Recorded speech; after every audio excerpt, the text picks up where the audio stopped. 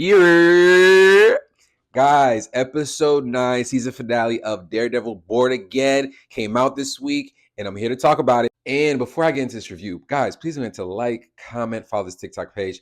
Man, give me your thoughts on this TV show this season because this has been a ride. And don't forget, if you want to be somebody, if you want to go somewhere, you need to wake up and subscribe to YouTube. First, our reactions off of episode 9 and this season. I love this show. I've loved it since season 1 of Daredevil.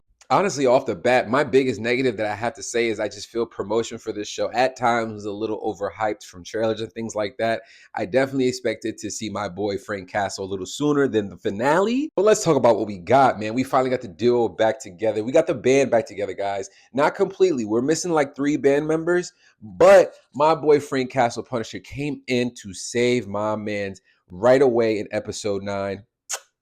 Like they kind of took over this whole episode, in my opinion. When you rewatch it, the chemistry with Frank Castle and Daredevil, Matt Murdock, these actors too, in real life, they have such good chemistry. They've played together for a while. So if you never saw the past seasons, I feel like they did an amazing job just to show you guys their camaraderie, their banter. He's calling you a blind bitch.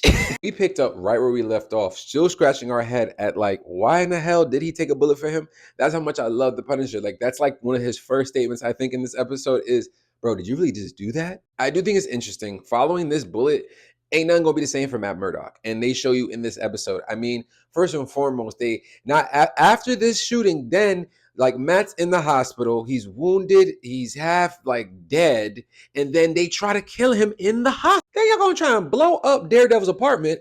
I love when superhero stuff like this happens in these TV shows or movies, because there's going to be a point where you're going to question the world you're watching at. And my first question, if he lives in Manhattan, New York, I get he's a lawyer, but times are hard. Where is he getting another apartment from? It was also nice just seeing the gang back together. I love that right when he tells her, yo, this ain't they did Foggy dirty, bro. She was like, I'm in there. The gang's back together. We're back on the case. I was kind of nervous that her character would just like run from the situation, but the fact that she didn't, it made me love Karen as usual. Come on, guys, can we just get these two together already? I mean, it made completely sense that she called him for backup to come in and help Daredevil, but I thought it was so interesting how y'all ain't never see the Punisher series, but you know there's something going on between these two. And honestly, I am such a big fan of this relationship. Out of all the relationships in this little street universe, I was always a fan for them. I hope they make it work. I mean, this episode is also when we see my man come back full blown. Kingpin is here by this episode, in my opinion.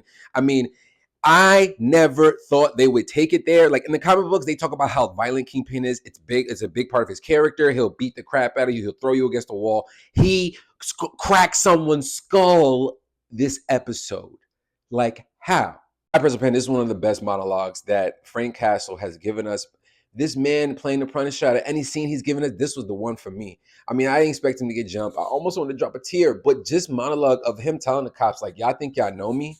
Because it's interesting that y'all put on his sign, these dirty police put on the sign thinking that you are just like him, this guy who was a military veteran who literally was used, abused, and then not to mention forgotten, losing his family in the process. These police think he relates to that man.